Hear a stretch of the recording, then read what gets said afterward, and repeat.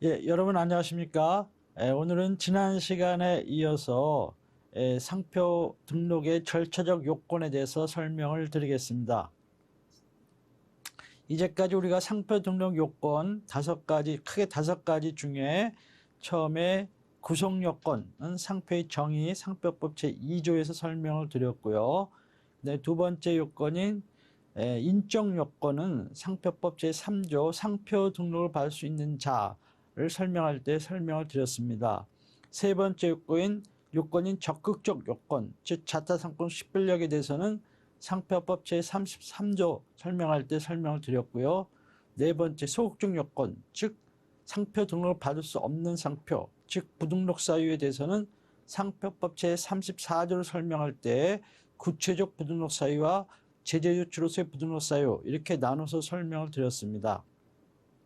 이 가운데 34조에서 나오는 상표의 동일유사, 상품의 동일유사는 중요한 개념이고 상표법 전반에 걸쳐서 관련되는 문제이기 때문에 따로 설명을 드렸습니다.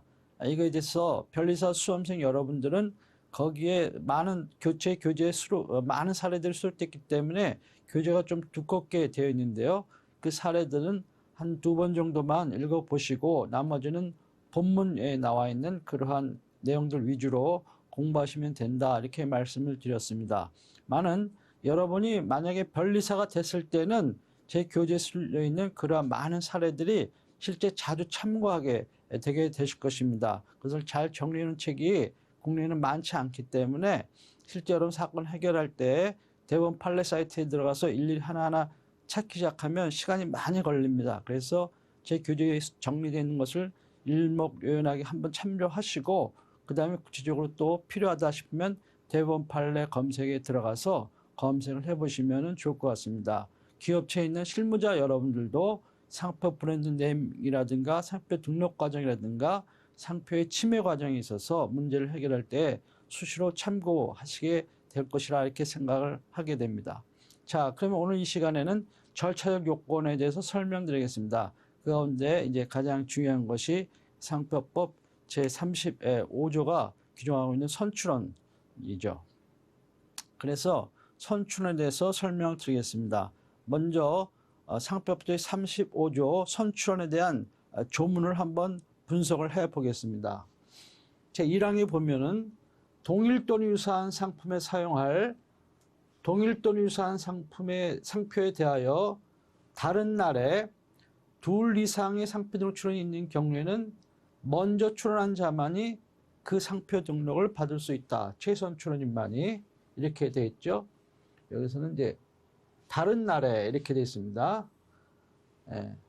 그래서 2일 출원인 경우, 서로 날짜가 다른 날 이런 경우에는 이제 최소한 출원인만이 상표 등록을 받는다. 이런 의미에서 이제 이건 선출원이라 이렇게 얘기합니다.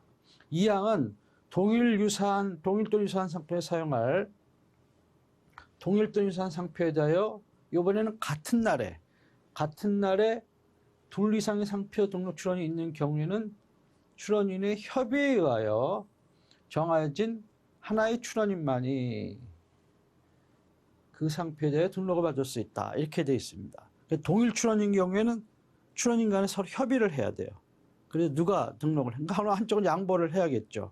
뭐 여러 가지 이제 방법이 있습니다만은 그렇게 되어 있어요. 같은 날의 경우에는 하고 협의가 성립하지 아니하거나 협의를 할 수 없는 때에는 특허청장이 행하는 추첨에 의하여 결정된 하나의 출원인만이 상표 등록을 받을 수 있다. 이렇게 되어 있습니다. 이게 이제 특허하고는 다른 점이죠. 특허의 경우에는 이제 협의가 안 되면은 이게 이제 둘 다 등록을 못 받게 되는 그런 특허를 못 받게 되는 문제가 있는데 상표의 경우에는 굳이 추첨해서까지도 이걸 왜 등록을 받을 수 있는 기회를 부여를 하느냐 하는 것은 특허의 경우에는 둘 다 협의가 안 돼가지고 특허를 못 받아. 그러면 그들보다 더 뒤따른 후출원인이 특허를 받을 수 있는 방법이 없어요. 특허법상 규정상. 후출원인의 경우에는. 그러나 상표의 경우에는 어떻게 되겠어요? 둘 다 협의가 이루어서 둘 다 등록받으면 그보다 뒤따른 후출원이 등록을 받는 그런 기회를 갖게 되는 수가 있단 말이에요. 그렇기 때문에 그런 경우를 대비해서 굳이 추첨에 의해서까지도 기회를 주려고 그러는 거예요. 근데 둘 다 그냥 아니 나 안 받아. 그러면 스스로 자기네들 안 받겠다고 하는 거니까는 그 뒤따르는 제3자에게 기회를 주는 거는 문제가 없죠. 그렇지만은 협의가 안 됐다는 이유로 너희 둘 다 못 받아. 그리고 그보다 나중에 출연하는 사람들 못 받아. 이거는 말이 안 된다는 겁니다. 그래서 추첨회까지 이루어지는 거예요. 근데 특허의 경우는 이제 신규성이라든가 여러 가지 문제 때문에 후출원은 제3자의 후출원은 등록을 받을 방법이 없는 거죠. 그건 그렇게 해결되는 거고. 그 다음에 이제 3항에 보면은 상표 등록 출원이 다음 각호의 어느 하나에 해당하는 경우에는 그 상표 등록 출원은 선언을 따질 때, 선언, 제1항 및 제2항 정할 때는 처음부터 없었던 것으로 본다. 이렇게 돼 있어요. 그러니까는 그 출원이 포기된 경우, 출원이 취하된 경우, 출원이 무효된 경우, 그리고 출원이 거절된 경우, 이렇게 됩니다. 그러니까 출원을 했어. 근데 뭐야? 나 더 이상은 진행을 원하지 않아. 하는 것을 출원의 포기라 그래요. 출원을 했어. 나 처음부터 이런 출원했다는 사실 자체를 없던 걸로 해주세요. 라고 해서 취하서를 내. 그게 출원의 취하야. 출원의 포기는 뭐라고?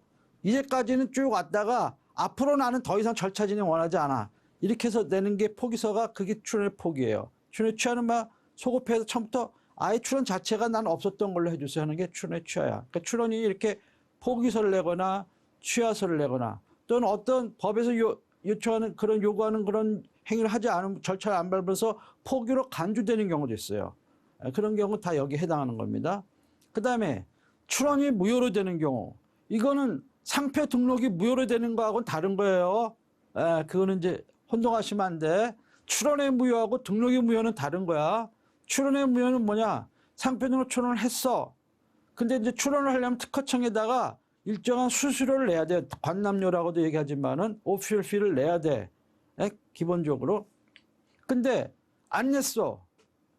언제까지 내도록 보증통지서도 나왔어. 근데도 그게 다 안 냈어. 그렇게 되면 어떻게 돼? 출원이 무효 처분되는 거예요. 무효 처리. 그렇게 되는 거예요. 또 어느 대리를 통해서 변리사를 통해서 그래서 냈어. 근데 위임장을 안 냈어. 그 위임장 내라고 또 통지가 와. 언제까지 보정하라고. 근데 안 냈어. 그럼 뭐야? 그 출원은 무효로 처리되는 거예요. 이렇게 된 게 출원의 무효야. 등록의 무효는 뭐예요? 말씀드린 것처럼 이런 일정한 상표 등록 무효 사유에 해당하면 심사관 또는 이해관계인이 무효 심판을 청구를 해. 그래갖고 특허 심판원이 이걸 심리를 해가지고 이것이 청구가 이유가 있는지 없는지 따져가지고 청구가 인용되면 무효가 되는 거야. 그것이 등록이 무효예요. 완전히 다른 거죠. 다른 것이고. 그 다음에 출원을 했어. 근데 등록 출원을 했는데 일정한 거절 이유에 해당해가지고 거절 결정이 됐어. 그래도 그거는 처음부터 없었던 것이고. 거절 결정이 나왔어? 그래 나는 거기 불만이 있어. 그 불복해가지고 거절 결정 불복 심판 청구를 했어. 근데 그것도 안 받아들여가지고 거절 심결이 나왔어. 그래서 더 이상 다툴 기회가 없어가지고 거절 심결이 확정이 됐어. 그것도 거절된 거 아니에요, 아무튼. 그렇기 때문에 그런 것은 이제 여기서 선언을 따질 때는 없었던 것을 본다는 거. 그러니까 출원의 포기, 취하, 무효, 거절 이때는 처음부터 없었던 것으로 본다 하는 것입니다. 그 다음에 이제 특허청장을 아까 이제 협의를 한다 그랬죠? 안 하면 이제 추첨한다 그랬죠? 그래서 그런 경우에는 출원인에게 기간을 정하여 가지고 협의 결과를 신고할 것을 명하고 그 기간 내 신고가 없는 경우에는 제2항에 따른 협의는 성립되지 아니한 것으로 본다. 아니한 것은 협의가 안 된 걸로 보니까 뭐죠? 그 다음에는 이제 추첨에 의해 가지고 정해진다는 거죠. 그래서 근데 같은 날 출원한 경우 최선 출원인이 또 다른 날 출원한 경우에는 협의에서 안 되면 추첨에 의해서 이렇게 하는 것이 이제 1항과 2항이죠. 근데 이런 것은 다음과 같은 경우에는 적용하지 아니한다 이렇게 되어 있어요. 그것은 이제 다른 표정의 경우를 얘기하는 거예요. 동일하지 아니한 상품에 대하여 동일 또는 유사한 표장으로 둘 이상의 상표 등록 출원 또는 지적 표시 단체 표시 등록과 상표 등록 출원이 있는 경우, 이런 경우에는 적용을 안 한다는 거예요. 예, 이런 경우에는 이것은 이제 상표 간의 상표, 아까 2항은 뭐야? 상표와 상표 간의 문제를 해결하기 위한 것이고, 지금 여기 예외를 둔 것은 뭐야? 지적 표시 단체 표장과 지적 표시 단체 표장 간의 문제, 또는 지적 표시 단체 표장과 상표 간의 문제, 이럴 때는 적용하지 않는다는 거예요.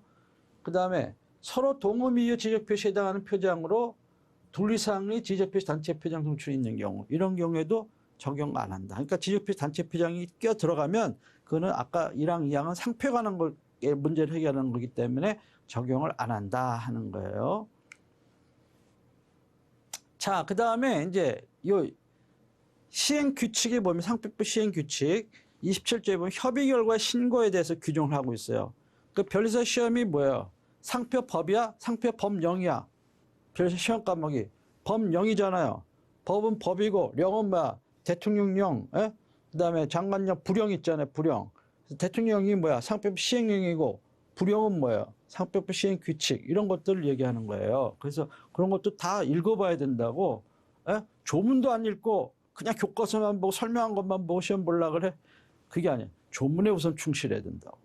예? 그 조문에 대해서 그러면은 판례가 뭐라고 했는지, 판례 없는 것들은 심사 기준이 뭐라고 했는지, 예, 그리고도 거기 없는 것들은 그러면 그 책 쓴 사람은 뭐라 그랬는지, 그렇게 해서 그 책이 그때서야 그 의미가 있는 거지, 책만 가지고 막 해서 조문도 안 보고 그러다 보면은 안 된다고. 조문에 충실해야 된다.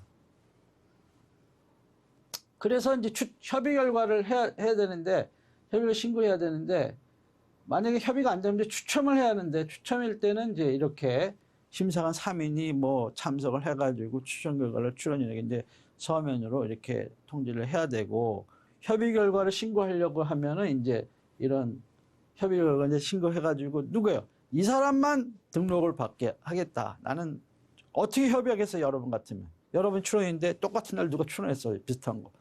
어떻게 해결하겠어? 그럼 나는 포기할 테니까 당신 등록하시오. 그럴 끝이야? 그렇게 하는 사람도 있겠죠. 그렇지만 뭐야?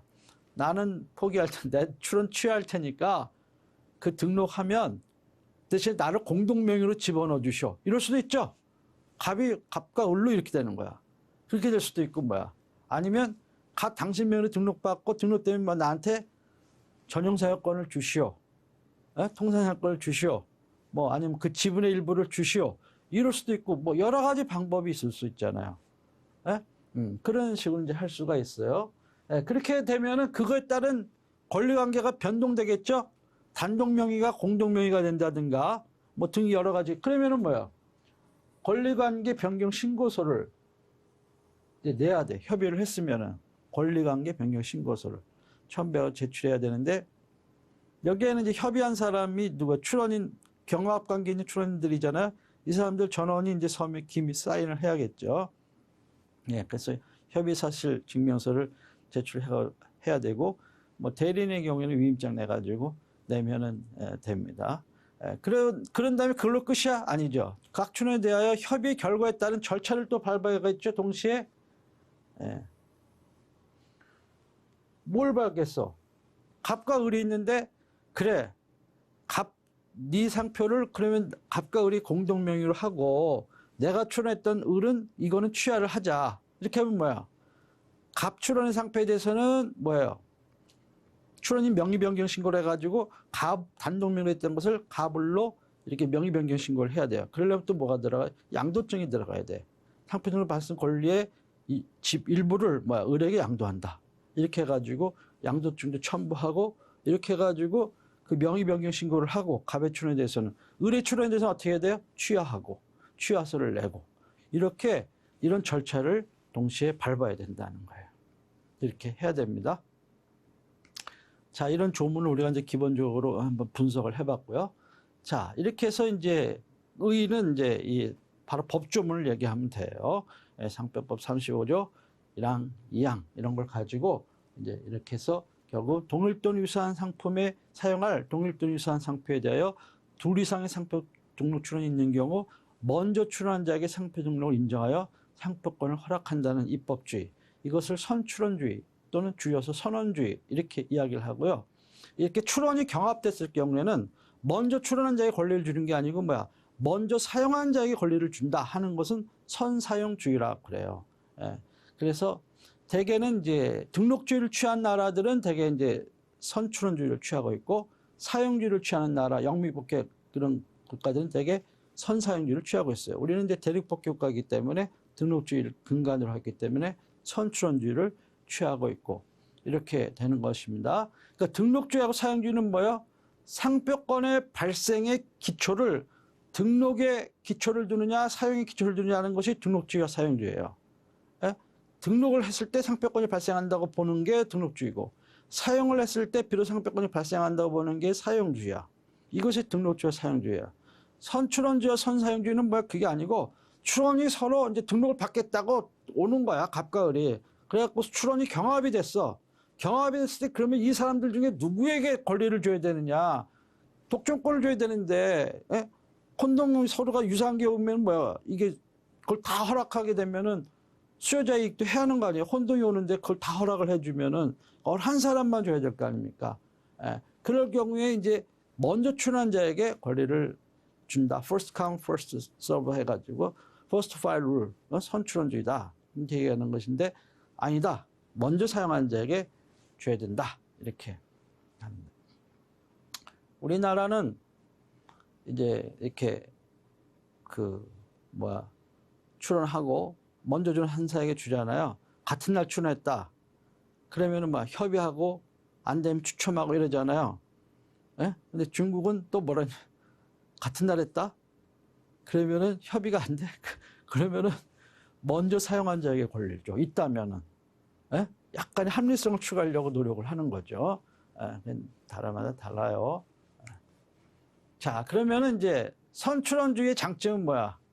누가 먼저 출원했는지는 뻔히 알잖아요. 출원 날짜, 출원번호 통지서에 딱 오늘 출원했으면 오늘 날짜 나오니까. 저 사람은 내일 날짜 출원했다 내일 날짜가 나왔다 치면 내가 먼저 선출원하냐. 뻔하잖아. 그러니까 심사도 아주 그거에 대해서 따져보는데 고민이 있을 이유가 없잖아요. 그러니까 심사도 신속하게 이루어지고 따라서 권리화도 신속하게 이루어지고 나중에 또 등록되고 나가지고 내가 출원 먼저 했니 네가 먼저 이런 문제가 발생할 가능성은 거의 없잖아요. 그러니까 권리 안정성을 도모할 수가 있고 이렇죠. 단점은 뭐야? 선출원이라는 형식적 사실을 기준으로 문제를 해결하는데 이 사회적 타당성, 이론적 타당성이 약한 거야. 분명히 내가 먼저 출원했는데 저 사람이 먼저 사용했는데 저 사람이 먼저 출원했다고 등록돼가지고 나한테 권리 행사 실제 많잖아요. 나는 이제 어디 가서 어느 명물 시장에서 장사를 해가지고 상어도 있고 이렇게 해서 했는데 나는 상표 등록 제도가 있는지도 몰라. 또 있는데도 별 관심도 없어. 그런 거에 대해서. 어떻게 하는지도 모르고 돈이 얼마 들어가는지도 모르고 어떻게 신청하는지도 몰라 출원하는지도. 출원이라는 말도 난생 처음 들어봐. 여러분 가운데도 출원이라는 말 처음 들어본 사람도 많을 거야. 출원이 뭐야?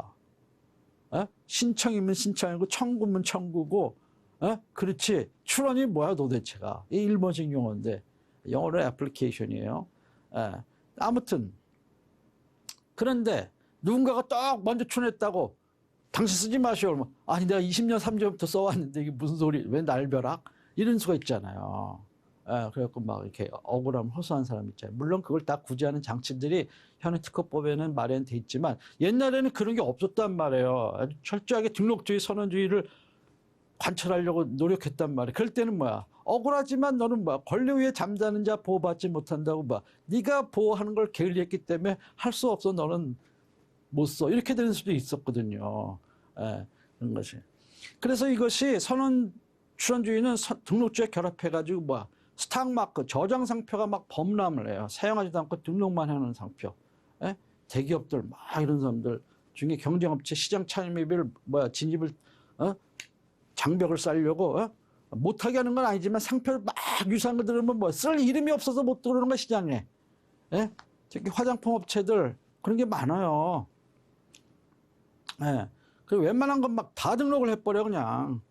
아주 지금은 교묘해가지고 저걸 모방했다라고 인정되지 않을 정도로 철자를 싹 바꿔가지고 한다고. 상표 구성을 이렇게 싹 해가지고 모방이라고 할 수도 없고 못 들어오는 거야. 그래갖고 애를 먹이는 그런 경우가 많이 있어요. 그런 게 업계마다 좀 다른데 그런 경우가 많이 있다 하는 거예요. 그래서 이런 것, 그래서 타인의 상품의 선택 범위가 좁아져가지고 타인의 자유로운 시장 진입을 어렵게 하는 그런 문제가 발생한다는 그런 문제가 있습니다. 선사형주의는 뭐예요? 그 반대겠죠. 그 반대야. 선사형 누가 문제어 그래 이 사람이 썼으니까 정당하잖아. 그러니까 이 사람에게 기회를 준다. 실질적인 사실 기준을 했기 때문에 이론적 타당성이 선출원주의보다는 더 좀 강하죠. 그리고 사용 사실을 기초로 하기 때문에 뭐야? 저장상표이라는 폐단을 막을 수가 있어. 그래서 미국 같은 나라 봐요. 등록출을 하면은 뭐야? 등록결정서 나와도 등록을 받으려면 뭐야? 등록 실적서를 내야 되잖아요. 사용선언서를 내야만 그 등록을 해준다고요. 뭐 일부 이렇게 우리나라 외국인 출한 경우에 일부 등록일 때 해주긴 하지만 그런 거 있지만 아무튼 내라 그래. 그리고 뭐야 등록되고 나서 또 뭐야 5년에서 6년째 되는 사이에 또 뭐야 너 계속 쓰고 있니? 그거 또 내야 돼. 얘기 안 해도 뭐 알아서 내야 돼. 안 내면 뭐야 상표권 포기된 걸로 간주돼 버려. 갱신할 때 또 내야 돼. 이런 식의 문제가 있다. 사용주의 국가는 계속 쓰는지를 체크하는 거예요. 이런 식의 사용주의야. 근데 이제 단점은 뭐냐면은 이게 이제 문제야. 누가 선사용자인지 여부에 대한 판단이 용이하지가 않는 수가 있어요. 옛날에 코카콜라 이렇게 해가지고 했는데 저 미국의 어느 주에 있는 청년이 먼저 쓴 거야. 이런 문제가 웬 날벼락 같은 문제가 생긴단 말이에요. 그런 여러 가지 문제가 있을 수 있단 말이에요. 그래서 이거 가지고 이제 싸우기 시작하면은 우리나라처럼 이렇게 간단하지가 않아. 우리나라는 참 자비로운 나라야. 일본이나 우리나라는 일본 시스템을 받아들여가지고 대리인 수수료가 아주 싸. 비용이. 그러나 미국이라든가 홍콩이라든가 이런 데 사람은 비용이 어마어마하게 비싸요. 이런 거 한 번씩 붙었다 그러면은 누가 먼저 선사형제 아니냐 해가지고 이제 둘이 싸우기 시작하잖아요. 그럼 최소한 10만 불에서 100만 불 이상까지 가는 수가 있다고. 그러니까 뭐 그거 하나 하는데 뭐 1억에서 10억 이상의 돈이 들어간단 말이에요. 그러니까 우리나라 변리사분들은 참 자비로운 거야. 이런 거 하면 뭐 그냥 몇십만 원, 뭐 몇백만 원 그냥 끝내주는 수가 그냥 다 끝내주는데 그렇다 안 그렇다고. 홍콩도 마찬가지야. 굉장히 비싸. 거기는 변호사도 많고 막 그래서 그랬는지 도대체 아니면 자기네 직업적인 프라이드가 자부심이 세서 그랬는지 그런데 우리나라는 아주 그냥 뭐 서비스 그냥 그렇게 해줘요. 아무튼 떠나서 이렇게 누가 선생님조합에 대한 판단이 용이하지가 않고 이것 때문에 막 진짜 재판과 같은 비슷한 절차를 거쳐요. 그래서 막 증인신문도 하고 여러 가지 절차를 거치고 이래가지고 권리가 신속하지 못하게 되는 그런 문제가 있어요. 3년, 4년, 8년까지 내가 가는 경험을 해봤는데 그렇게 된다고. 양자가 합의가 잘 안 돼. 서로가. 계속 싸우는 거예요. 돈은 돈대로 들어가. 그러니까 막 웬만한 중소기업은 싸우다가 막 손들어. 돈이 없어서. 이길 거 사안 같은 데도 손들고 그걸 노리는 거야. 미국 사람들은. 대기업들이랑 열심히 싸우는 거지. 그 다음에 또 등록 과정에서는 드러나지 않았던 새로운 선사용자가 존재했다는 사실로 인해 상표등이 무효로 되는 수도 있어. 미국은 뭐야? 사용만 하면 권리가 일단 발생하는 거야. 우리나라 상호랑 비슷한 거예요. 우리 상호는 뭐예요? 꼭 등기해야 권리 발생하나? 아니지. 사용 사실 할 때부터 권리는 발생하는 거예요. 등기는 그걸 일정한 추정을 해주는 것 뿐이지. 미국도 마찬가지라 상표 등록 일정한 추정을 해주는 거지. 먼저 썼다면 그 사람이 권리를 갖게 된다고. 그렇게 되면 등록만 믿고 열심히 썼는데 나가 선사용자야. 너 왜 써? 이런 식으로 되게 되면 이게 문제가 되는 수가 있다. 그래서 상표 등록 무효가 되고 권리 안정성을 도모할 수가 없는 그런 문제가 발생을 하게 되는 거예요. 여러분 한번 재밌는 상황 내가 사례를 얘기해 줄게요. 실제 미국에서 있던 사례야. 인삼 그러면은 인삼, 진생은 이제 우리나라가 고려 인삼이 뭐 전 세계 제일 유명해. 퀄리티도 제일 좋아. 근데 우리 인삼이 우리나라에만 나오는 게 아니야. 예? 미국 인삼도 있고, 아메리칸 진생도 있고, 차이니스 진생도 있어요. 예? 중국에도 인삼이 있고, 미국에도 인삼이 있다고.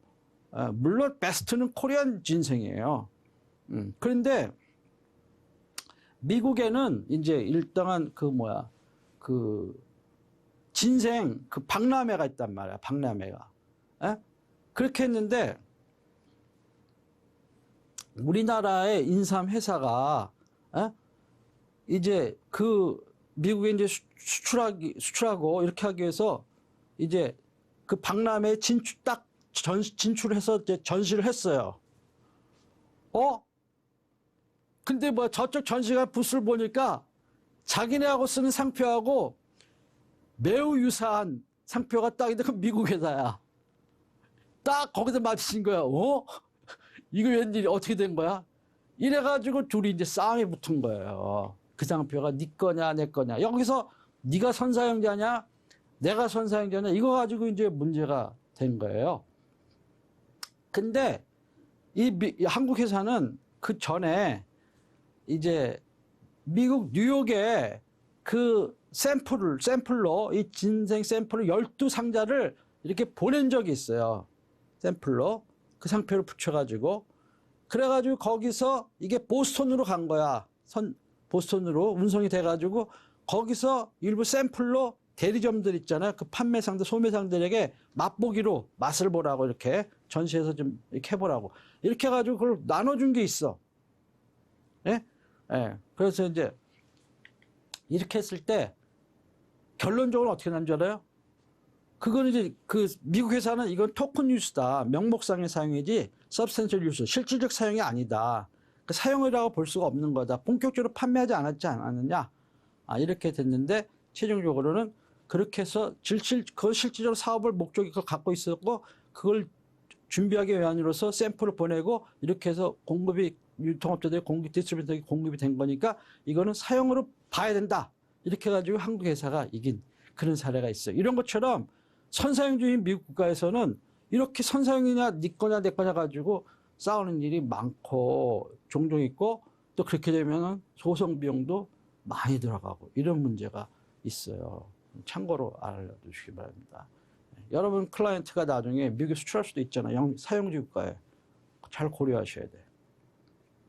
그래서 아까 말씀드린 것처럼 대륙법계 돌 같은 나라 등은 등록주의 플러스 선출원주의 원칙이고 또 영미법계 국가 미국 같은 나라는 사용주의 플러스 선사용주의가 원칙이지만 아까 말씀드린 이런 것처럼 나름대로의 장단점이 있잖아요. 그래서 각국은 이것을 보완하기 위해서 여러 가지 보완적인 규정들을 각국의 법에 두고 있다 하는 거예요. 우리나라도 마찬가지로 등록주의 선출원주의를 원칙으로 하고 있지만 여기에 문제가 있잖아요. 그 저장상표 범람하기 위해서 저기에서 불상제도도 주고 있고 또 선출원주의 가지고 또 해도 선사용의 경우에 일정한 상표들은 오히려 보호를 해주고 또 일정한 상표들은 그거 충돌된 상표는 등록을 배척을 하는 그런 규정도 두고 이렇게 두고 있죠. 예, 그래서 그렇게 하고 있다 하는 것입니다. 자, 그럼 이제 적용 요건을 보면은 이거는 타인 간의 출원에만 적용돼요. 자기가 출원하는 거, 이것은 적용이 안 돼. 근데 나중에 필요하면은 이제 일상필 출원에 의해서 정리가 되는 거지, 이거는 관련이 없는 거예요. 그 다음에, 이거는 또 동일 또는 유사한 상품의 경우에만 적용이 돼. 법에 그렇게 돼 있잖아요. 그러니까 비유상품 간에는 선출원주의가 있을 수가 없는 거예요. 상표가 다르거나, 상품이 다르거나 이러면은. 그러면, 상품이라고 그랬는데 지정상품과 지정 서비스가 서로 유사한 경우에 어떻게 되느냐. 당연히 이때도 그 법이 취재했을 때 적용을 할 수 있다는 것, 적용이 된다 하는 것이 판례입니다. 그 다음에 선출원이냐 아니냐 한 판단은 이제 특허의 경우에는 이제 선발명을 보호를 해야 되기 때문에 시각을 기준으로 하는 그런 관점이 있는데 상표의 경우에는 출원일을 기준으로 이렇게 날짜를 기준으로 한다는 거예요. 그러니까 나 오늘 오전에 출원했어. 다른 사람은 오후에 출원했어. 그럼 뭐야? 같은 날 출원일로 서로 출원이 경합하는 거예요. 네. 그 다음에 선출원 위반 출원이냐 아니냐 따질 이것은 상표 등록 여부를 결정할 때 판단하는 거예요. 그러니까는 내가 갑이 출원할 때는 출원했는데 을이라는 선출원 상표가 있었어. 근데 갑의 상표에 대한 등록 여부를 결정할 때 결정 시점 가니까는 을의 상표가 어떻게 됐어요? 이제 포기됐거나 무효됐거나 거절됐거나 뭐 취하됐거나 이러면 없어진 거 아니야. 처음부터 없었던 것으로 보니까 문제 해결되는 거죠. 또 하나는 뭐야? 출원인이 동일하게 되면 서로 권리를 공유로 하기로 했다든가 뭐 이렇게 되면은 뭐야? 이건 타인간에 적용되는 거지 동일인간에 적용되는 거 아니라 그랬잖아요. 그러니까 이건 해결이 되는 거죠. 그 다음에 선출원 인용 상표가 그러니까 갑이 출원했는데 을이 선출원 상표가 있어요. 근데 이 선출원 상표가 출원 중이었어요. 나도 출원 중인데 이 사람이 앞서 출원 중이었어. 심사를 다 거쳤어. 을이 상표가. 근데 뭐 등록 결정까지 나왔어. 그러면 등록 결정이 나온 날로부터 2달 내에 등록료를 내야 된다고. 그렇게 돼 있어 규정이. 이 기간 내에 등록료를 안 내? 그러면 뭐야? 출원은 포기한 걸로 간주되는 거야. 이렇게 돼 있어요. 그랬는데 어떤 부득이한 사유로 이 통지서를 못 받거나 이러는 여러 가지 사유가 있을 수 있잖아요. 이 사람에게 책임을 규칙하기가 좀 어려운 그런 사유도 있을 수 있다고요. 그런 경우까지도 이제까지 쭉 기다려가지고 심사 보통 한 8개월에서 한 12개월 정도 걸려요. 현재 우선 심사하면 좀 빨라지지만은 그렇잖아요. 열심히 기다려가지고 현재 우리나라 그냥 거의 뭐 몇백만 건 이렇게 200만 아무튼 그런 100만 단위가 넘어가는 그런 선상표 다 그걸 해치고 나와서 이제 등록 결정까지 딱 나왔는데 그걸로 더 이상은 안 일어날 수 없잖아요. 그래서 일정한 사유가 있을 때는 이것을 등록을 납부할 수 있는 기회를 준단 말이에요. 보존할 수 있는 기회를. 그래서 상표 등록 출원을 회복할 수 있는 그런 기회를 주거든요. 그런 규정들이 있어요. 그러면 이 기간 동안에 등록료를 내면 등록이 되는 거 아니에요. 의뢰상표는. 그렇죠?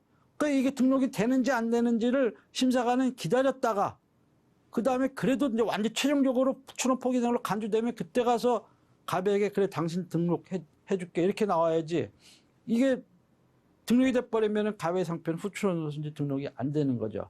근데 그 기간이 한 1년 걸려요. 1년.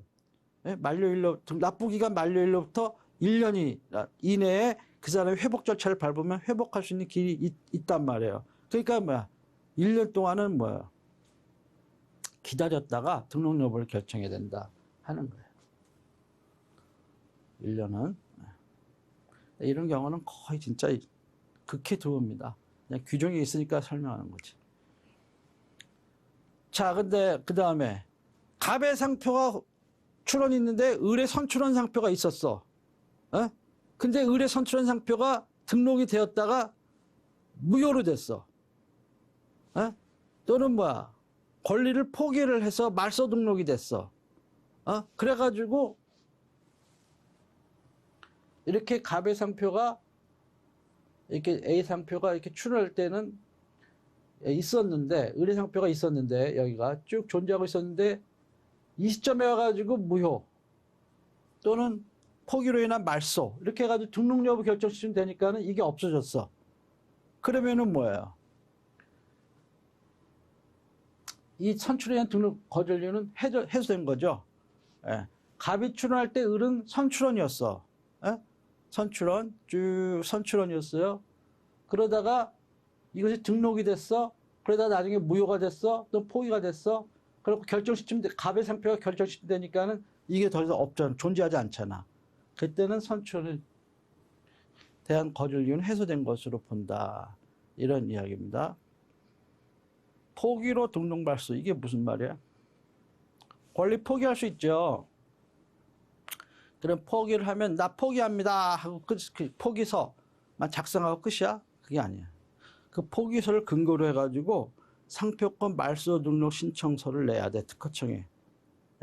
그래가지고 상표 등록원 부동산 등기부처럼 거기에 뭐야 상표권 소멸, 등록 원인, 포기, 말소 등록 일자 며칠 이렇게 해가지고 그렇게 해야 포기가 권리가 소멸되는 거예요. 알았죠? 포기로 등록이 그렇게 해서 말소가 돼야 권리가 소멸이 되는 거야. 그 다음에 요거는 중요한 거예요. 이런 거는 케이스로 나올 수 있는 문제예요. 1차든 2차든. 후출원 등록상표가 선출원의 위반이라는 이유로 등록무효 신결이 확정이 되었어. 그러니까 갑의 상표가 있었는데 이것이 등록이 되었어. 근데 이전에 을의 A 상표가 있었다. 예? 그래서 이것이 선출원이 있었다는 거야.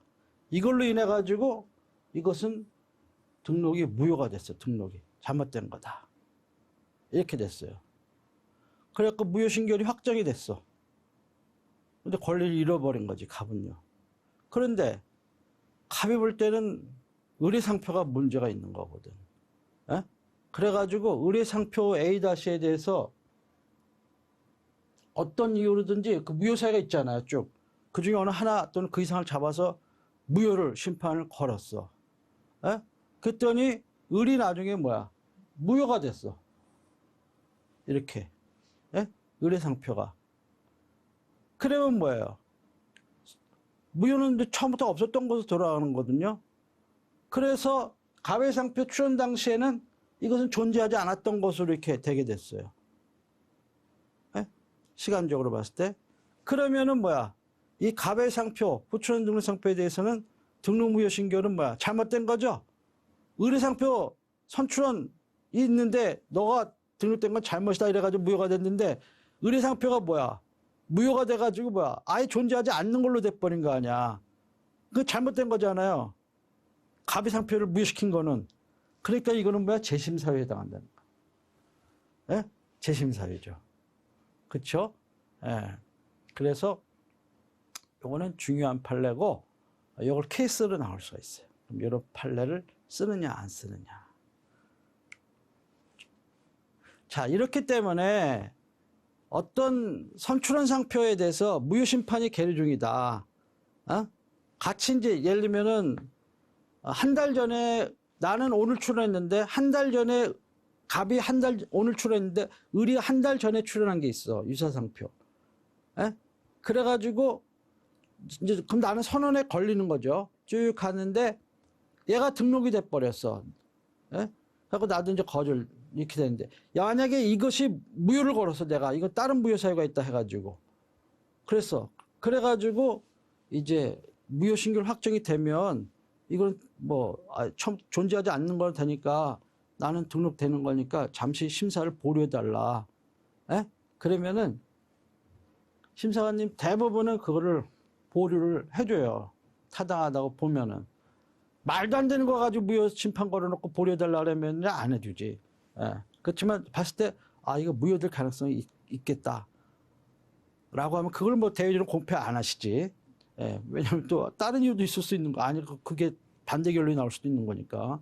근데 봤을 때 어느 정도 일견 타당성이 있어 보인다면 보류를 해준다고. 그러나 반드시 보류를 해야 되는 거는 아니라는 게 판례예요. 즉 강행 규정이 아니다. 예? 그래서 이거 다 시험에 나왔던 거예요. 예, 객관식의 강행 규정이 아니냐? 아니다. 예. 여기도 아까 여기 이런 것들은 다 시험에 나왔던 그런 것들, 밑줄 친 것들은. 예. 그 판단시 유의사항은 다른 날에 대한 출원 심사의 경우는 당연히 뭐 아까 주신 것처럼 먼저 출원자만이 등록을 받을 수가 있는 것이고요. 그러면 이제 이런 경우에는 나머지 후출원에 대해서는 거절 이유 통지를 하는 거죠. 그렇죠? 그렇게 하고 나서 막바로 거절 결정하는 게 아니고 이제 이 선출원이 등록이 되는지를 봐야겠죠. 선출원이 일단은 35조 1항 가지고 거절을 하고 그 다음에 얘가 선출원이 등록이 된지를 보고 등록이 됐다 그러면은 뭐야? 34조 1항 7호 선출원이 타인의 등록상표와 유사 이걸 가지고 거절 결정한다는 거야. 알았죠? 거절 이유 통지는 35조 가지고 선출원 당신 후출원이다 해가지고 거절 이유 통지하고 그 다음에 얘가 등록이 되는지 확인해야 되고 확인해서 등록됐다 그러면 그때 가서 34조 1항 7호 타인의 선출원 등록 가지고 거절을 하고 이렇게 되는 겁니다.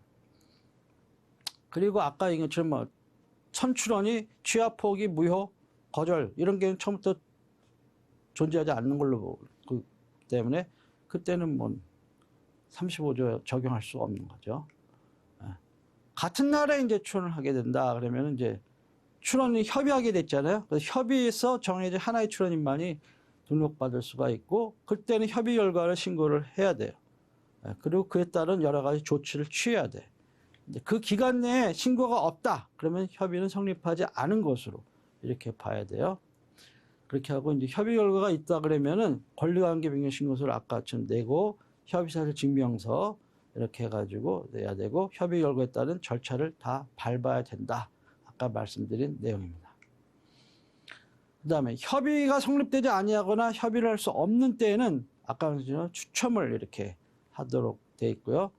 추첨에 의해서 하나의 출원인이 결정된 경우에는 나머지에 대해서는 거절 이유 통지를 하는 거예요.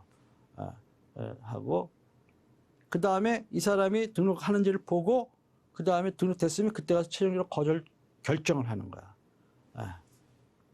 이렇게 하도록 돼 있어요.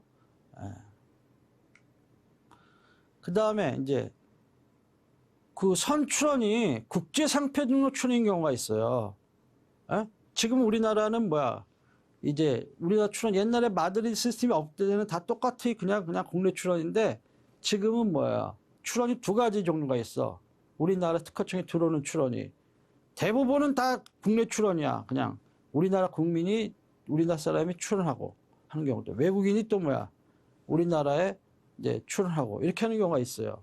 근데 외국인이 우리나라 출원하는 방법은 뭐야? 직접 우리나라 출원하는 경우가 있고 또는 마드리드를 통해서 우리나라를 국가로 지정해가지고 이 나라 대한민국에 등록받겠어 하고 출원하는 경우가 있고 이렇거든요. 후자, 즉 마드리드 통해가지고 이렇게 출원하는 거 이것을 국제상표 등록 출원이라고 그래요. 근데 국제상표 등록 출원을 하려면은 그 나라에 이제 이 국제상표 등록을 뭘 근거로 출원하느냐? 그럼 자기네 나라에 상표 등록이 됐거나 자기네 나라에 상표 출원을 했거나 이걸 기초로 해가지고 국제상표 등록 출원서를 할 수가 있어요. 그래갖고 우리나라를 지정해가지고 들어올 수가 있어. 그럼 애초부터 국제상표 등록 출원할 때 대한민국을 지정할 수도 있고 아니면 뭐 처음에 국제상표 출원할 때는 일본하고 중국만 지정했는데 한 몇 개월 지나서 대한민국 해야겠어 해가지고 우리나라를 또 지정하는 거 있어요. 그걸 이제 추후 지정이라고 그래. 처음에 할 때 안 하고 나중에 했다 그래가지고 이렇게 해서 우리나라에 들어오는 수가 있다고. 그러니까 미국으로 따지면 미국의 출원인이 자기네 나라에 출원하고 USPTO에 자기 출원하고 또는 자격 등록하고 그걸 기초로 USPTO에다가 어디다 접수해? USPTO에 접수한다고. USPTO에다가 그 수리관청이야. 그러니까 원래 WIPO 세계 지식재산기구가 해야 되는데 그거를 출원인하고 가까운 지역에 있는 각국의 특허청에게 위임을 하는 거예요. 그 서류 좀 대신 받아주시오. 이걸 수리관청이라 그래. 그래갖고 그거를 받아줘. 그래갖고 나 한국에 출원하겠어. 지정해가지고 하겠어. 그럼 받아주면은 USPTO는 뭐야? 그걸 가지고 WIPO 국제사무국에 보낸단 말이에요. 그럼 서류를 받으면 WIPO 사무국 지정된 우리나라 특허청에다가 또 그 서류를 보내. 그러니까 WIPO는 뭐야? 우체국 역할을 하는 거야. 받아서 넘겨주는 거야. 심사는 거기서 알아서 하세요. 이런 식으로. 이렇게 하는 거예요. 시스템이. 요때에 그 자국에 미국에 출원했다고 하는 게 이게 마드리드 말고 했다는 게 이게 국제등록 기초상표권이에요. 자국 출원 또 자국 등록. 그래가지고 그걸 기초로 마드리드 출원. 대한민국 지정해가지고 이렇게 하는 거. 이런 것인데 아무튼 이런 경우에 있어서는 이게 만약에 먼저 선출원이다라고 하면은 이런 국제등록 출원이 우리나라 지정에 들어온 게 이게 선출원이라고 하면은 국제등록부를 기준으로 심사를 하는 거야.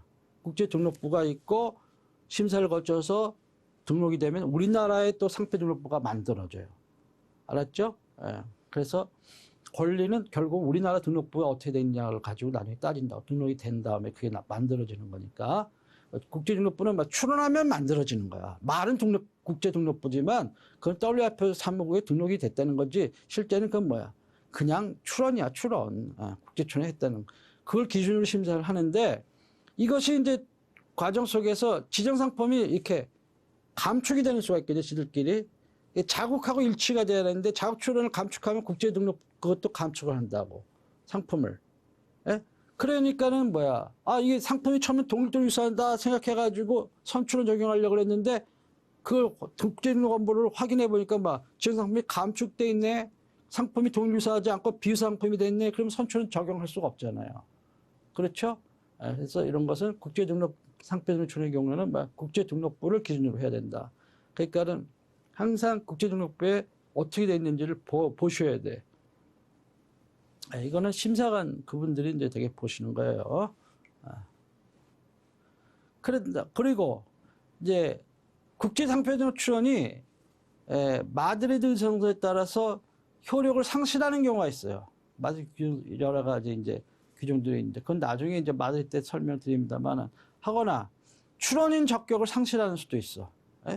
여러 가지 조약에서 탈퇴했다거나 뭐 여러 가지 있을 수 있잖아요. 그런 아무튼 이런 여러 가지 관계가 있는데 이런 경우에는 그렇다고 그걸 이제 상표등록 다 받을 수 있는 기회를 잃어버린 얘기 아니고 그렇게 됐다 하더라도 뭐예요? 일정 기간 내에는 그거를 마드리드 출원, 즉 국제 출원이 아니고 국내 출원 단계로 출원을 이렇게 바꿀 수가 있어요. 일정한 요건 하에서. 그러면은 국제 출원일 날 우리나라에 국내 출원한 것처럼 봐주는 거야. 효구표가 인정이 된단 말이야. 그러니까는 이걸 재출원이라 그래. 마드리드에서 있다 효력이 상실했거나 출원 적격이 상실했다 그래도 그 사람은 뭐야 출원인은 재출원할 수가 있어. 일정 요건 하에. 그럴 때는 그 재출원 날 출원일이 되는 게 아니고 출원한 것은 출원일이 되는 게 아니고 뭐야 국제 출원한 날 출원한 것으로 출원일이 소급해야 된다고. 그러니까 선언 출원 딸 때 굉장히 중요하죠. 언제 출원했냐를 가지고 따질 테니까. 그래서 재출원했느냐를 여부를 확인한 다음에 심사를 한다고. 알았죠? 너 마드리드 아니야? 출원 적격 없었어? 그럼 끝이야. 선언은 아니네. 이렇게 무조건 단정해서는 안 된다는 거예요. 제출했나? 보고 제출했으면 소급해 인정이 되는 거니까 그럼 그걸 기준으로 선언이냐 후원이냐 이걸 따져야 돼. 근데 동일한 날에 국제 출원끼리 두 개, 우리나라 지정한 나라가 그 출원이 서로 유사한 게 두 개가 있다든가 또 동일한 날에 국제 출원이 하고 상표 출원 이렇게 경합하는 그 국내 출원하고 경합하고 이런 경우에 동일하잖아요. 그럴 땐 마찬가지야. 협의하고 안 하면 추천하고 이런 식이에요. 그런 것이 있다. 자, 그다음에 우리가 조문을 아까 해석할 때 이렇게 따로따로가 있다 그랬잖아요. 그래서 보면은 이런 경우에는 1항, 2항이 동일 출원, 2일 출원이 적용이 안 된다 이런 조항이 있었잖아요. 이게 뭐 지리적 표시 단체 표장 출원 상호간 또는 지리적 단체 표장, 지리적 표시 단체 표장 등록 출원하고 상표 등록 출원 상호간 이런 경우에요. 이런 경우에는 왜 그렇게 조항을 따로 줬냐면은 앞에 그러면 상품이 동일 또는 유사해야 되잖아. 근데 요거 관에는 뭐야? 동일 또는 유사한 상품이 아니고 뭐야?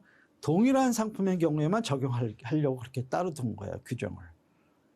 동일한 상품에는 여기 동일하다고 인정된 상품도 포함해서 이렇게 하는 거예요. 그렇게 돼서 따로 규정한 것이고 또 하나는 이제 동음이어 지리적 표시 단체 표정 등록 출원 상호간 이런 경우에는 선출원 이런 거 적용 안 돼. 모두 등록받을 수 있어.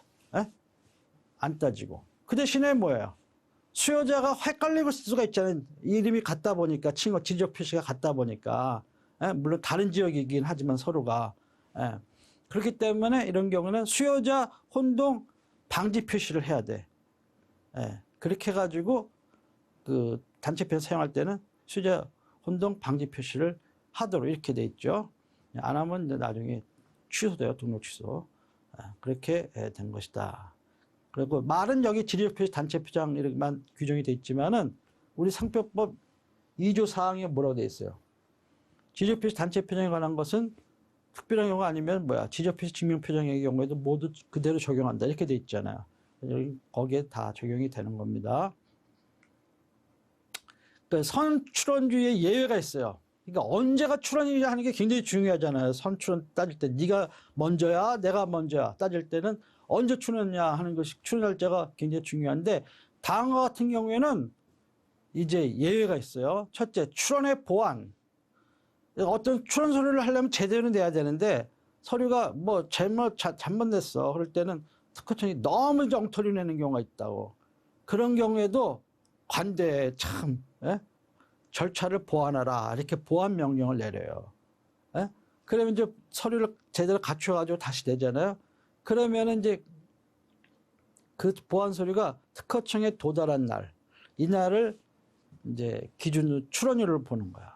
그러니까 처음에 엉터리 내는 서류 있잖아요. 그거는 뭐야? 출원율을 안 보는 거야. 그 날짜는.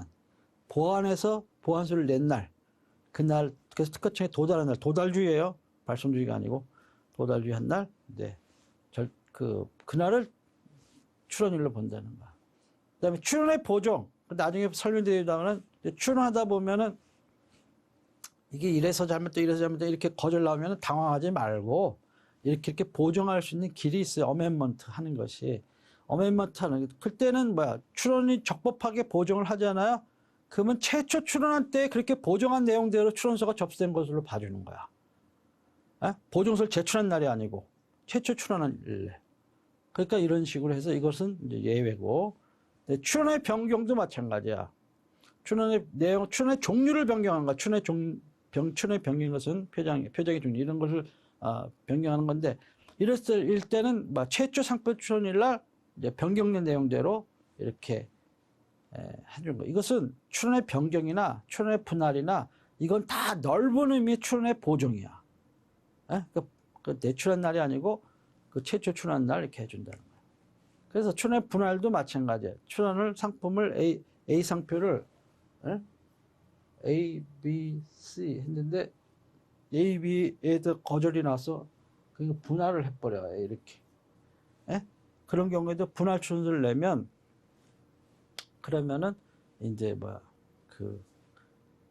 분할 출원서 제출한 날이 아니고 최초 출원할 때 그렇게 분할된 내용대로 출원을 했던 것으로 이렇게 봐줘요. 그래서 이렇게 되고, 또 조약에 따른 우선권 주장의 경우에 이건 나중에 이제 뒤에 설명드립니다만은 이렇게 해가지고 이렇게 조약 당사국에 출원을 했어. 그럼 이제 6개월 내에 우리나라에 출원을 해 우선권 주장을 하면서 그러면은 이제 그 적법하면은 뭐야? 우선권 최초의 그 나라에 출원한 날 있잖아요. 그날에 우리나라에 출원한 것으로 봐주는 거야. 그러니까 출원일 소급표가 인정이 되죠. 이런 것이고. 또 출원 시 특례, 이거는 뭐야? 일정한 박람회가 있어요. 그것도 나중에 봅니다만은 그런 박람회에 출품을 했어. 거기 상표를 사용했어. 그럼 그 상품을 지정 상품으로 해가지고 출원을 해. 그러면서 출원 시 특례 주장을 해. 그 적법하게 인정이 되면은 뭐야? 출원한 날이 아니고 뭐야? 출품한 날을 출원율로 이렇게 봐주는 거야. 그거에 대해서는 한에서는 선출원의 경우에 있어서는 그렇게 하고, 또 출원을 분할을 이전할 수가 있어요. 이거는 뭐야? 이거는 분할해서 지가 다 갖겠다는 거고, 이거는 그 다음에는 또 분할 이전은 뭐야? 이것은 갑이 출원했는데 이것도 원래 갑이 출원했는데 이것은 울렉에 나눠줘. 이것이 분할 이전이야. 이런 경우에도 을도 그러면 최초 출원한 때에 그렇게 출원한 것으로 이렇게 봐준다는 거죠. 적법한 분할 이전이라면. 이렇게 해서 출원일이 35조 관련해서 출원일 언제로 보느냐가 굉장히 중요한데, 이러한 경우에는 35조 적용과 관련해서는 이라 그랬어요. 모든 경우에 있어 다른 조항까지도 다 이날을 출원일로 받는 게 아니야.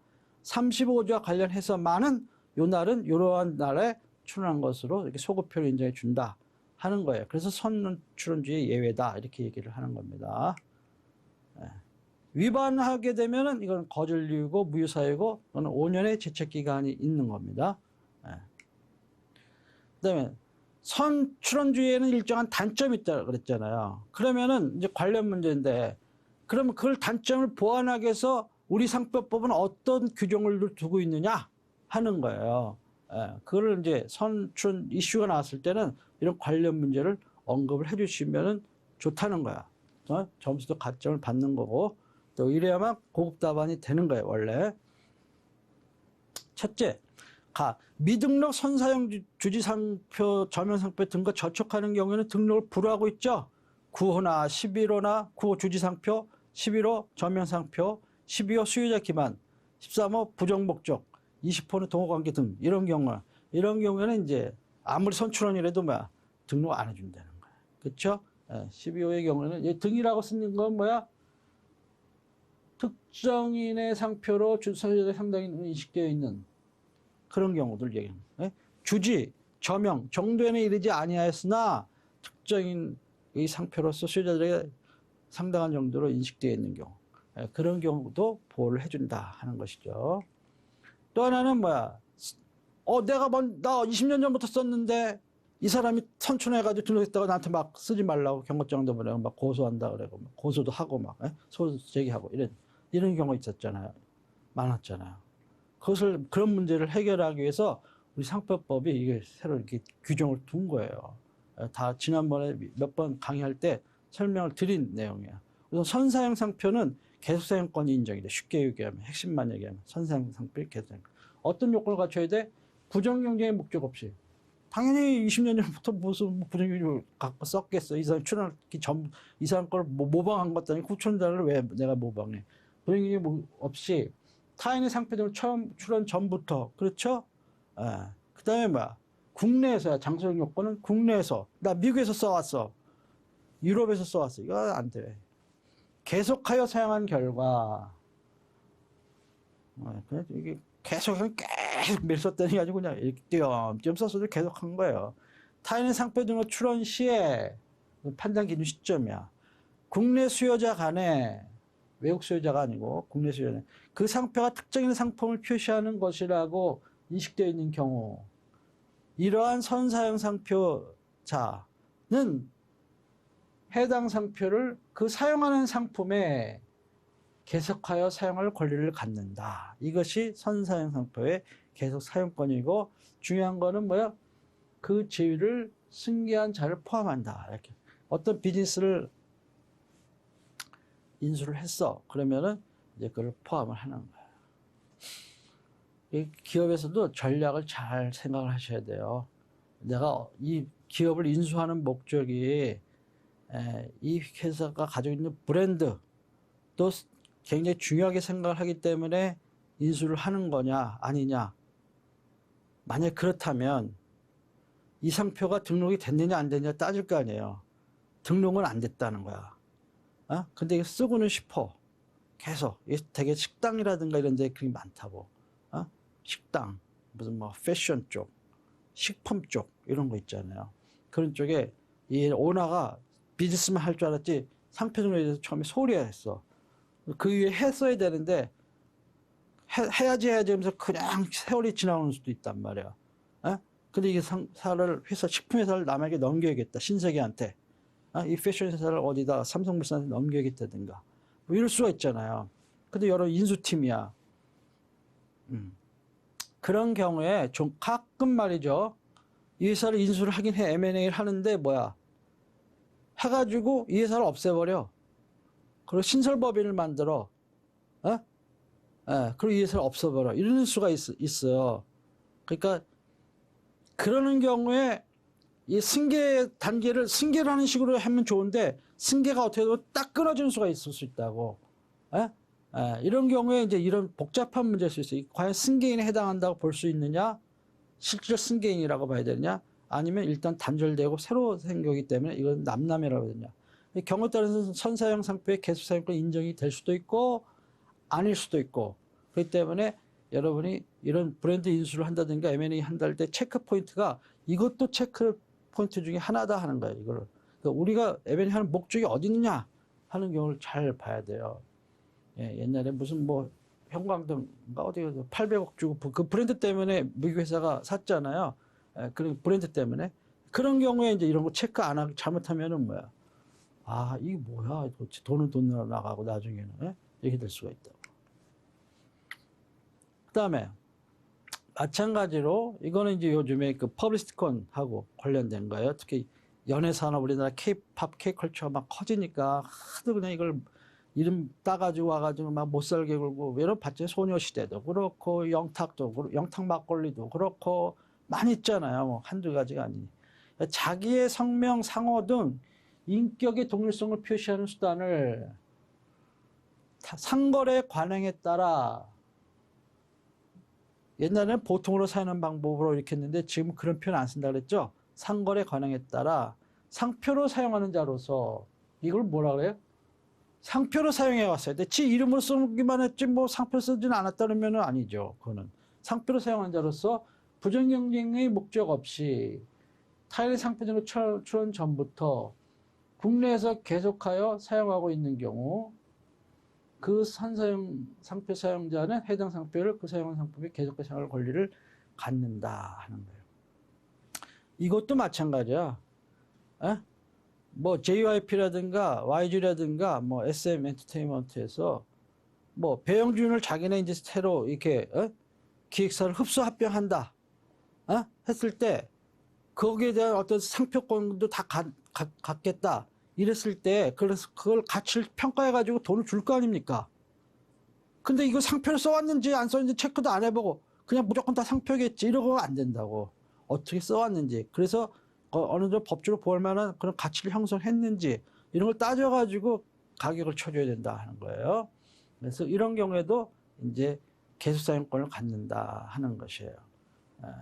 그래서 이런 경우에는 선출원 등록 상표라도 이런 상표에 대해서는 권리 행사를 못 한다는 거죠. 그 다음에 불사용 저장 상표를 제거한다. 저장 상표 범람이 이제 단점이 있잖아요. 그래서 불사용 취소 제도를 두고 있고, 그 다음에 또 뭐야? 10년마다 상표전에 갱신할 수 있도록 갱신도 신청을 하도록 돼 있어요. 그러니까 뭐야? 안 쓴 상표는 갱신 안 하겠지. 굳이 돈 들여서. 그러니까 그 자절로 이렇게 정리가 돼 나가도록 이렇게 하고 있다 하는 것입니다. 자, 지금까지 우리가 상표법 제35조 선출원에 대해서 설명을 드렸습니다. 그러면 다음에는 이제 일상표 일출원에 대해서 설명을 드리겠습니다. 이 일상표 일출원은 간단하긴 하지만 실제 실무에서는 이렇게 해서 거절이 나오는 경우가 많이 있다는 거예요. 왜 거절이 나오는지를 봅시다. 주로 그것은 상품과 관련해서 38조가 적용됩니다. 상표 등록출을 하려는 자는 상품류 구분에 따라, 상품류 구분이 어떻게 1류부터 45류까지 되어 있다고 그랬죠. 지금은 1류 이상의 상품을 지정하여, 그러니까 복수류도 상관이 없어. 1상표마다 1출원을 하여야 한다. 이렇게 돼 있어요. 그 다음에 제1항에 따른 상품류에 속하는 구체적인 상품 특허청지 정하여 고시한다. 이렇게 돼 있어요. 고시한다. 그 다음에 제1항에 따른 상품류 구분은 상품의 유사범위를 정하는 것은 아니다. 이것은 출제가 됐었습니다. 객관식에. 자, 그래서 이제 상표를 이렇게 일상표 일출원주의가 있고 일상표 다출원주의가 있어요. 상표 입법 정책에 있어서. 그래서 이건 엄격히 따지면은 일상표 일분류 일출원주의를 일상표 일출원이라고 봐야 돼. 원래는. 그 다음에 일상표 다분류 일출원주의 이렇게 돼 있어요. 이렇게 돼 있는데 우리나라는 과거에는 일상표 일분류 일출원주의, 뭐 일상표 일출원주의 이렇게 부르긴 했지만은 아무튼 그렇게 했어요. 그러니까 동일 상품류 구분 내에서 상표를 사용할 상품을 지정하여 상표마다 출원한다. 이게 입법주의예요. 그러니까 어떤 그룹 심볼 마크를 만들었어. 근데 모든 상품에 다 남이 못 쓰게 하고 싶고 등록 권리를 하고 싶으면 옛날 같으면 출원서를 45개를 만들어야 돼. 그래서 출원을 해야 된단 말이야. 근데 지금 일상표 다 출원, 답을 일출원주의죠. 하나의 상표에 여러 상품 구분의 상품을 지정하여 하나의 상품을 출원할 수도 있도록 하는 입법주의예요. 그러니까 지금은 뭐예요? 출원서 하나 만들어가지고 지정 상품 1류, 2류, 이렇게 쫙 해서 45류까지 해가지고 출원서 하나로 접수를 할 수가 있어요. 이렇게 출원할 수가 있어요. 장점은 뭐냐? 일상표 W 일출원주의는 출원인의 편의를 도모할 수가 있죠. 하나의 서류만 내면 되는 거니까. 근데 단점은 뭐야? 이거 45개로 상품 다 심사하려면 얼마나 시간이 걸리겠어. 그러니까 권리화가 신속하지 못하게 되는 그런 단점이 있죠. 일상표 일분류 일출원주의는 그 거꾸로다 생각을 하시면 되죠. 그래서 이것은 이제 우리가 97년 상표, 개인상표법 하면서 국제부를 채택하면서부터 이제 이런 식으로 운영을 해왔는데, 그러면은 여러분의 기업의 입장에서 또는 여러분의 클라이언트 입장에서 이 중에 어느 걸 권고를 하시겠어? 다 일장일단이 있죠. 근데 이제 기업마다 또 달라요. 다류를 하게 되면 막 심사 기간이 어마어마하게 길어지는 수가 있을 수 있어. 빨리 권리를 신속하게 받고 싶은데. 그러니까는 뭐야? 그냥 류마다 각각 출원하면 빨리빨리 등록이 나오거든요.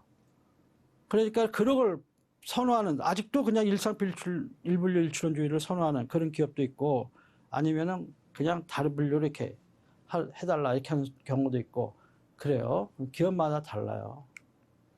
예. 그다음에 현행상표법상 아까 이제 말씀드린 것처럼 이렇게 상품주 구분에 따라서 1류 이상 상표층의 1상표만 주는 수 있는데, 하나의 상표를 둘 이상 중복 출원하는 경우는 안 돼. 그거는. 예? 예. 즉 1상표 2출원 이거는 안 돼. 예. 중복 금지예요. 그 다음에 또 2상표를 1출원으로 한 경우 그것도 안 돼. 그렇죠? 그러면 이제 다 이게 거절되는 거야. 나중에요. 그 다음에 이제 그렇게 하고 있다 하는 것을 말씀드립니다. 근데 적용 요건은 이제 이게 이제 출원할 때 상품률 구분에 따라가서 지정을 해가지고 이제 출원을 하는데, 이때 상품률이라는 것은 누차 말씀드린 것처럼 지금 우리나라는 리스 분류, 즉 국제 분류 채택하고 있다. 총 45개류로 이렇게 돼 있고, 특허 총례의 고시라고 그랬는데 그 고시는 뭐냐면 여기 얘기한 것처럼 상품류 및 유사 코드별 상품 구분 이렇게 돼 있어요. 그래갖고 이에 따라서 이제 지정을 해서 출원을 하면은 됩니다. 여기에 이제 위반을 하게 되면은 어떻게 되느냐 하는 것인데, 동일인이 동일한 상표에 대해 지정 상품 중 일부 또는 전부를 동일하게 기재해서 중복 출원한 경우에는 뭐 일상별출원 위반에 대해서 거절 나와요. 이건 이중 등록을 금지하기 위해서 중복해서 이렇게 등록하는 건 안 된다 그랬죠. 그렇지만 좀 상표가 다르면 뭐야 해준다 그랬죠. 그래서 여기도 보면 기준이 관대해. 표장이 엄격하게 동일한 경우에만 해당한다 그랬죠. 표장이 조금 어떤 건 대문자로만 돼 있고 어떤 건 소문자로만 돼 있어. 같은 상표 철자가. 그런 것은 다른 상표로 봐가지고 해주는 거예요. 일상표 아니라 그래가지고. 그 다음에 상품의 동일성 여부는 지정상표의 명칭을 기준으로 판단해. 동일성 여부는. 그러니까는 예를 들면 의류 그랬는데 또 하나 출하는 거는 뭐야? 그 다음에 의류 해놓고 가려고 숙녀용의 하남 이렇게 하면은 뭐야? 이거는 동일한 명칭은 아니죠. 의류돼 있고 하나는 뭐 의류 해놓고 가려고 숙녀용의 하남 이렇게 돼 있잖아. 그래서 이건 각각으로 봐가지고 해준다는 거야. 포괄 명칭은 원칙적으로 이와 동일한 명칭이 아니면 일상표 일출원 위반에 해당하죠. 마찬가지 의류 가려고 의류 숙녀봉의 하남 이런 식으로 한 것은 같은 걸로 안 번다는 거예요. 해준다는 거 관대하게. 포괄 명칭과 이에 속한 구체적인 개별 상표 명칭 공존하여 일상표 일출원 위반에 해당하는 의류 이랬는데 이번에 스커트, 티셔츠 이렇게 들어간다.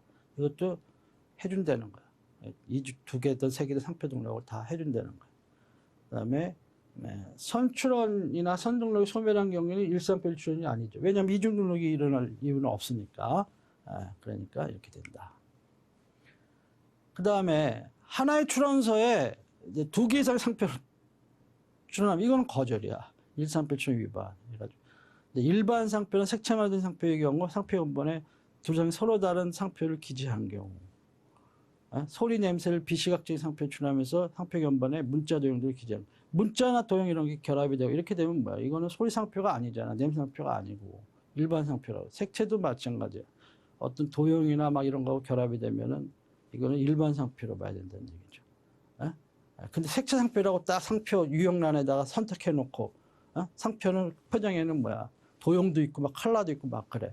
그러면 그거는 2개 상표를 한 것처럼 이렇게 될 수가 있단 말이야. 잘못된 거지. 그러니까 그런 것은 거절이 나오면 보정을 해야 된단 말이야. 그다음에 일상표 일출원 위반의 경우에는 이제 그 거절 유통시에 상표를 고치거나 상품을 뭐 보정하거나 또 때로는 분할하거나 분할을 넓은이 보정이 또 이렇게 해가지고 이제 그걸 이렇게 안내를 해줘요. 심사원님이 친절하게 이건 이렇게 해라, 이건 이렇게 하면 됩니다. 거절이 해소하실 수 있습니다. 이렇게 하고 하는 방법이 있고, 그 다음에 일상표 일출원 위반 여부의 판단 시점은 상표 등록 여부를 결정할 때입니다. 당연한 얘기고, 위반 효과는 이제 등록 전에는 거절 이유에 해당. 거절 이유에 해당하는 건 다 정보 제공 이유, 이신청 이유에 해당하는 거예요. 정보를 왜 제공해? 이 상표 등록은 거절돼야 됩니다. 라는 이유로 정보 전가하는 거거든요. 이의신청도 뭐야? 이상표 등록은 출원은 거절돼야 됩니다라고 하는 게 이의신청이니까 거절 이유는 정보 전용 이의신청이죠. 그렇지만 거절 이유는 다 무효 사유는 아니야. 요거는 일상필 출원은 무효 사유가 아니야. 대부분 거절 이유는 대부분 무효 사유지만 요거는 아니야. 잘 기억하셔. 이거는 뭐야? 경미한 절차적 하자에 불과한 거다. 이렇게 보는 거예요.